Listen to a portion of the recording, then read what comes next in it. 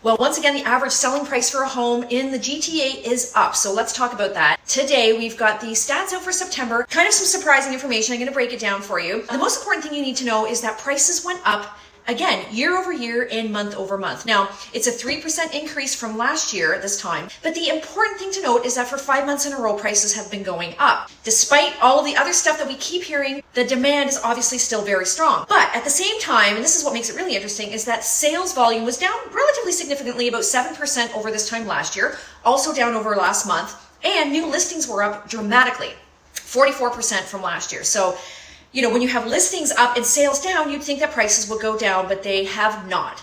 So I just keep putting that in everyone's ear because I think there is a lot of expectation and a lot of talk about, you know, this big market crash, and the trends are not supporting it. All we can do is look at the stats, people. Never mind all of that speculation that you get from everybody and their brother who thinks they know something about the price of real estate. The GTA market always seems to defy sort of the obvious. So let's stick with the facts only. Now, if we are talking about the actual price of homes, this is interesting too. We had an average price, again, up 3%. The detached market, very strong. In the 416, we had a price of 1.724. That was up 8.5% from last year. And in the 905, 1.343, and that brought us up 2.5% from last year. Semis and townhouses, both up in both segments, 416 and 905. That brought the average price up from 2% to about 6%, give or take, where you're talking here. But all of the freehold market very strong. Where we've seen a dip and what's brought the price point down are condos in the downtown core, which were down in price about 5%. Now, from my perspective, that's definitely where I've seen a little bit of a lag. It's just slower. Things are moving, but very slow. So if you have a property in the downtown core, you just have to know that it's going to take a little bit longer to sell, and you know, patience is going to be required.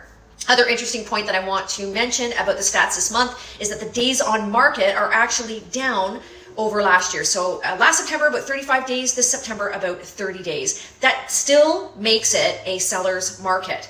So again, kind of interesting. We're seeing also a lot of terminations, a lot of relistings, but at the end of the day, it seems that sellers are holding to their price and they're staying strong with that. And as a result, you know, the market is up marginally over last year, which is great news if you are a seller. If you are a buyer, please pay attention to kind of what's going on here, because as prices are continuing to rise, you know, not a great deal every month, but still nonetheless, they're going up. There is an expectation from the Toronto Real Estate Board that middle of 2024 is when interest rates might come down, and we know what's going to happen if that happens. The prices of real estate in all segments, especially condos in the lower end, could go up. So if you are waiting to buy something, be very careful. Make sure you are following the information, not listening to the speculation, but following the stats as they go. We're always here if you have any questions. Leslie and I have a podcast called the Toronto Real Estate Show with Jenelle and Leslie. If you haven't followed along yet, we are drop episodes every week, and when we have our next episode out tomorrow, we're going to break down these stats and give you a little bit of our 2 cents about where we think the market will be going in the next few months. So if you're interested, pay attention. Please follow us there. And don't forget, if you have any questions anytime, you can reach out. We're happy to help. I hope you have an awesome day. Thanks for tuning in, as always, and we'll talk to you soon.